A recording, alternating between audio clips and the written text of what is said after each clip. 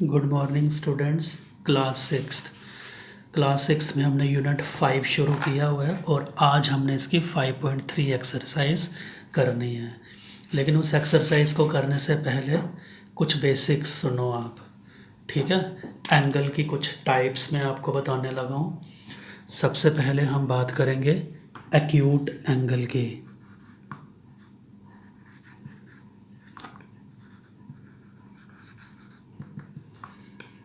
ये आपने छोटी क्लासों में भी पढ़ा हुआ है इनको, वैसे दोबारा से एक बार रिवाइज कर लो इसको कि एक्यूट एंगल क्या होता है। एक्यूट एंगल क्या होते हैं? 0 और 90 के बीच में, ठीक है। 90 से छोटे जितने एंगल होते हैं और 0 से बड़े, उन सबको क्या कहते हैं? हम एक्यूट एंगल कहते हैं। दोबारा बता रहा हूँ, 90 से जो एंगल छोटे होते हैं और 0 से जो बड़े होते हैं उनको एक्यूट एंगल कहा जाता है। आमतौर पे एक्यूट एंगल इस शक्ल के बनते हैं, ऐसे, इस तरह सा, ऐसा हो गया, ये एक्यूट एंगल बना, ये 90 से छोटा है, ये हो गया, इस तरह के ये बनेंगे एक्यूट एंगल। और देख लो, ये सारे के सारे क्या आ रहे हैं? 90 से छोटे, तो इनको क्या कहा जाएगा? एक्यूट एंगल्स कहा जाएगा। ऑब्टूज एंगल क्या होते हैं?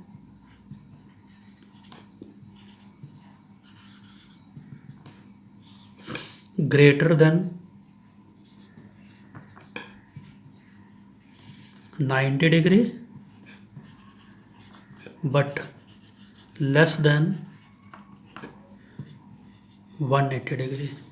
90 से बड़े लेकिन 180 से छोटे। आमतौर पे ये कैसे बनते हैं? ये इस तरह से, ये हो गया, इसको कह सकते हो ऑब्टूज एंगल कह सकते हो। ये सारे के सारे ऑब्टूज एंगल की पहचान है। इसके बाद हम रिफ्लेक्स एंगल की बात करते हैं कि रिफ्लेक्स एंगल क्या होता है। ये आपके लिए नया है, रिफ्लेक्स एंगल।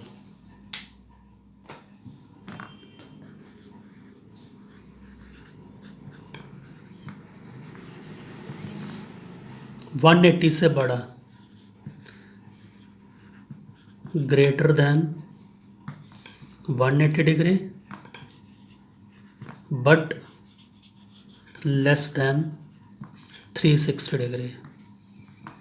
180 से बड़ा लेकिन 360 से छोटा।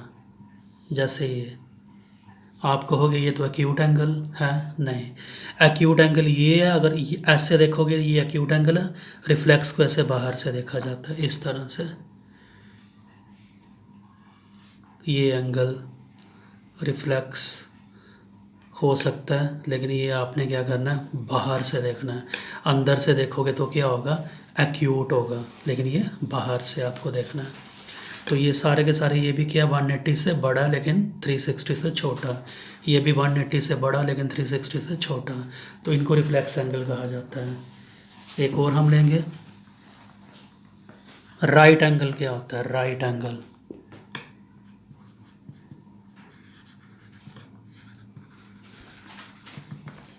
Exactly 90 degree.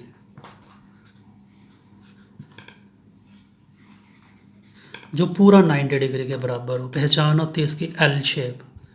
ये 90 हो गया, ये 90 राइट एंगल हो गया। अभी दो और देख लेते हैं। एक स्ट्रेट एंगल,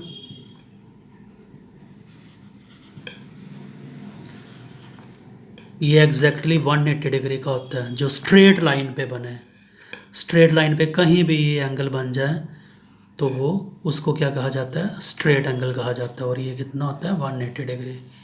इसके बाद है कंप्लीट एंगल। कंप्लीट एंगल ये एग्जैक्टली 360 डिग्री का होता है, पूरा एक चक्कर, राउंड। ये यहाँ से अगर हम शुरू करें चलते चलते द्वारा यहाँ पे पहुँच जाएं तो इसको क्या कहा जाता है? कंप्लीट एंगल कहा जाता है। और ये कितना होता है? 360 डिग्री होता है। अब हम करते हैं एक्सरसाइज को। ये पूरी एक्सरसाइज आपकी बुक पे ही हो जाएगी। तो चलो करते हैं इस एक्सरसाइज को। 5.3 देखो, पहला क्वेश्चन मैच है। स्ट्रेट एंगल अभी मैंने बताया क्या होता है, 180 डिग्री एग्जैक्टली। तो इधर थोड़ी घुमा फिरा के बात की हुई है। ये पूरे चक्कर का आधा, तो पूरे चक्कर का आधा, पूरा चक्कर कितने डिग्री का होता है 360, तो उसका आधा किया तो कितना हुआ 180 तो हुआ। तो स्ट्रेट एंगल क्या होता है 180। उसके बाद एक्यूट एंगल क्या होता है 90 से छोटा। अगर हम एक पूरे चक्कर की बात करें तो पूरे चक्कर में जो 90 डिग्री एंगल बनता है वो 1/4 बनता है। तो 1/4 से छोटा जो होगा, लेस देन 90 से छोटा होना चाहिए ना, तो 1/4 ऑफ ए रेवोल्यूशन से जो छोटा एंगल होगा उसको क्या कहा जाएगा एक्यूट एंगल। और 1/4 ऑफ ए रेवोल्यूशन से जो बड़ा होगा उसको ऑब्टूज एंगल कहा जाएगा। ऑब्टूज का देख लो, ये बिटवीन 1/4 एंड 1/2 ऑफ रेवोल्यूशन। ये देखो 1/4 90 से बड़ा और 180 से छोटा। 1/4 क्या हो गया 90 के लिए आया, और 1/2 किसके लिए आ गया 180 के लिए आ गया। तो इसके बीच में जो एंगल्स होंगे तो वो कौन से होंगे ऑब्टूज होंगे। ठीक है। उसके बाद है रिफ्लेक्स एंगल। रिफ्लेक्स एंगल क्या होता है 180 से बड़ा, तो मोर देन हाफ ए रेवोल्यूशन, आधे चक्कर से जो बड़ा होगा उसको हम क्या कहेंगे रिफ्लेक्स एंगल कहेंगे।